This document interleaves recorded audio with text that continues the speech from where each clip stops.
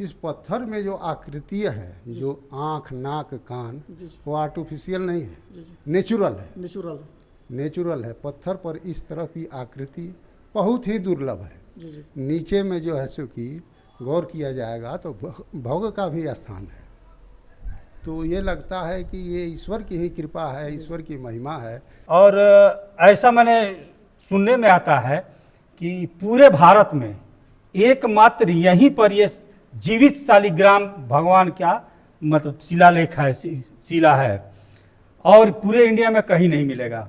और ये भी कहा जाता है कि इनके दरबार में जो भी आते हैं सच्चे मन से, जो भी और उचित मनोकामना करते हैं वो जरूर पूर्ण करते हैं। जी जी बिल्कुल सही है। जो जिस मन से आएगा उनकी मुरादें जरूर पूरी होती है। और पश्चिमी चंपारण के जज कहे जाते हैं।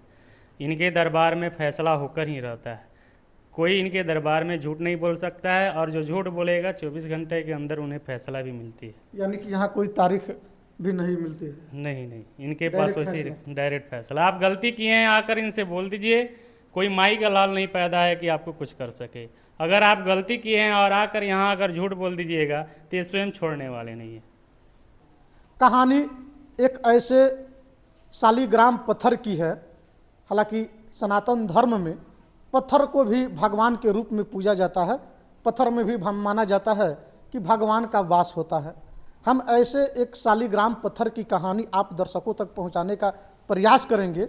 जिस कहानी के बारे में आप सुनिएगा तो अपने आप चकित हो जाइएगा और सोचिएगा कि आखिर ऐसे कैसे हो सकता है। जिस मंदिर में हमारी मौजूदगी है, मंदिर का नाम है बाबा विश्वंभर नाथ की मंदिर है। बगहा का सुप्रसिद्ध मंदिर बाबा विश्वंभर नाथ यानी कि बाबा भोलेनाथ की यह मंदिर है। और सामने मंदिर के जो महंत जी हैं, मंदिर के कमेटी के जो सदस्य लोग हैं।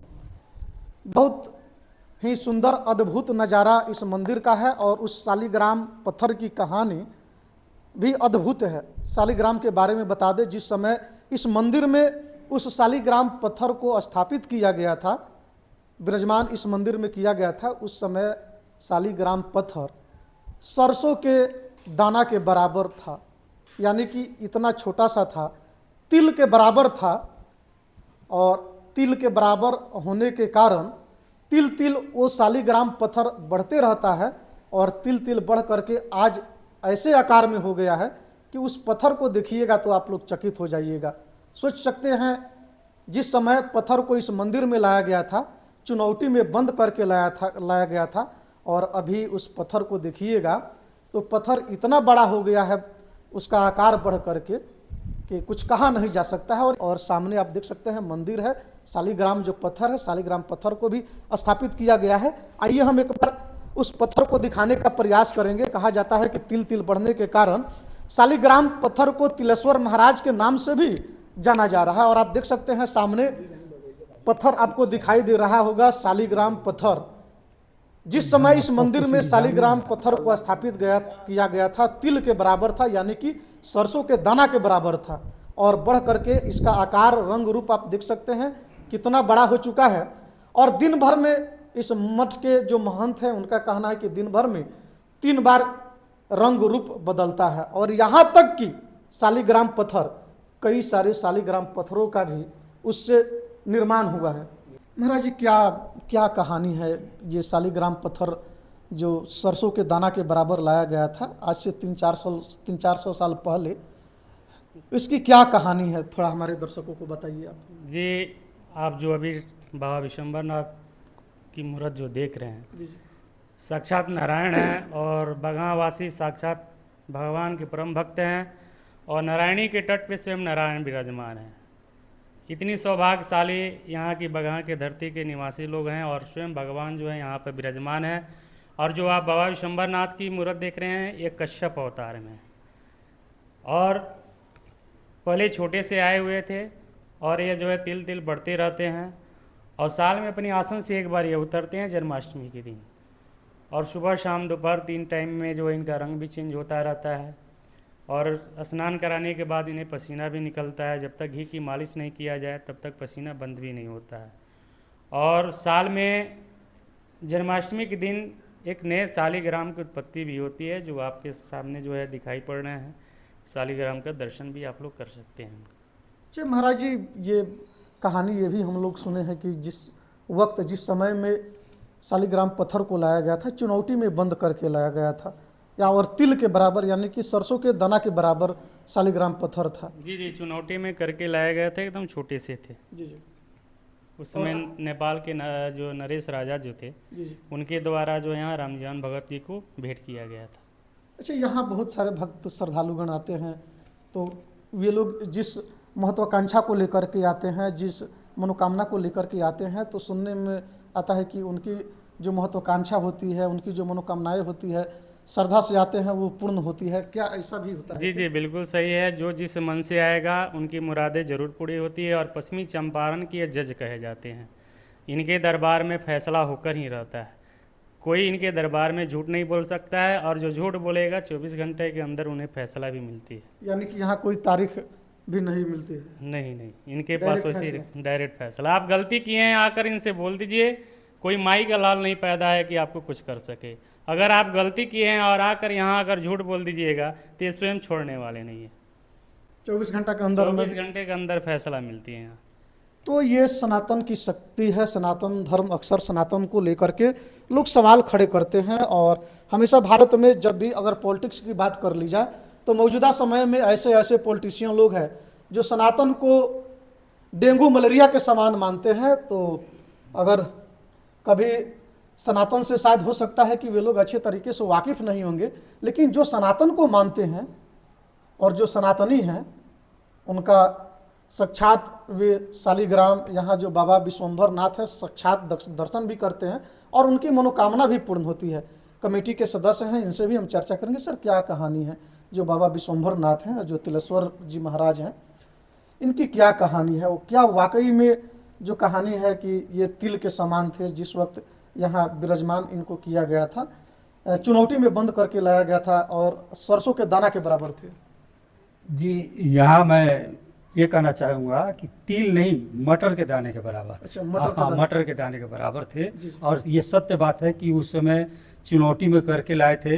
रामजियावन भगत कुछ ऐसा स्वागत किए थे नेपाल नरेश का, तत्कालीन नेपाल नरेश के, जो इनके सेवा भाव से प्रसन्न थे, और उपहार स्वरूप उन्होंने इनको ये शालिग्राम की मूर्ति दी थी। और उस समय मंदिर का निर्माण कार्य चल रहा था। नेपाल नरेश को जानकारी थी कि हम मंदिर का निर्माण करा रहे हैं, बहुत सुंदर लगा रहा है। तो उन्होंने कहा कि इस शालिग्राम भगवान को ले जाइए और अपने मंदिर में स्थापित कर दीजिए।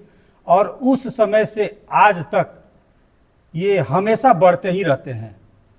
मैं भी बचपन में देखा है, इनका आकार अपेक्षाकृत बहुत ही छोटा सा उस समय, लेकिन इस समय तो विशाल है। जन्माष्टमी के रोज़ जब इनको स्नान ध्यान कराने के लिए आसन से उतारना पड़ता है, तो हम लोग 4 आदमी 5 आदमी मिलते हैं, तब जाकर ये उतरते हैं, और नहवा धोवा कर फिर 4 आदमी 5 आदमी इनको चढ़ाते हैं। और जन्माष्टमी के दिन इनसे एक नए शालिग्राम भगवान का माने उदय होता, अवतरण होता है, जो कि उनके आसन के बगल में ही छोटे आसन पर रखा हुआ है। छोटे छोटे जी जी। और ऐसा मैंने सुनने में आता है कि पूरे भारत में एकमात्र यहीं पर ये जीवित शालिग्राम भगवान का मतलब शिलालेख है, शिला है, और पूरे इंडिया में कहीं नहीं मिलेगा।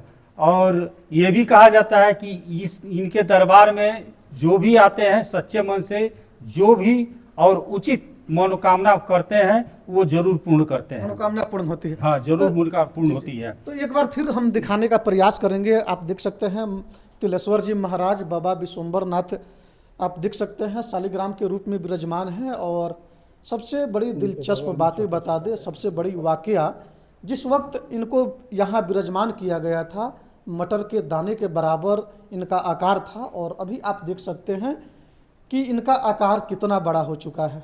और यहाँ तक कि इस शालिग्राम से कई सारे छोटे छोटे शालिग्राम का भी अवतरण हुआ है, जो बगल में आप देख सकते हैं छोटे छोटे आकार में रखा गया है। तो ये सनातन की शक्ति है। सनातन धर्म यूं ही सर्वश्रेष्ठ नहीं माना जाता है, यूं ही सनातन को सभी धर्मों का जननी नहीं माना जाता है। बाबा, क्या कहानी है तिलेश्वर जी और महाराज? सब तो सुनिए लिए आप लोग बुजुर्ग लोग बताए हैं, चाहे सदस्य लोग बताए हैं, सच्ची कहानी है।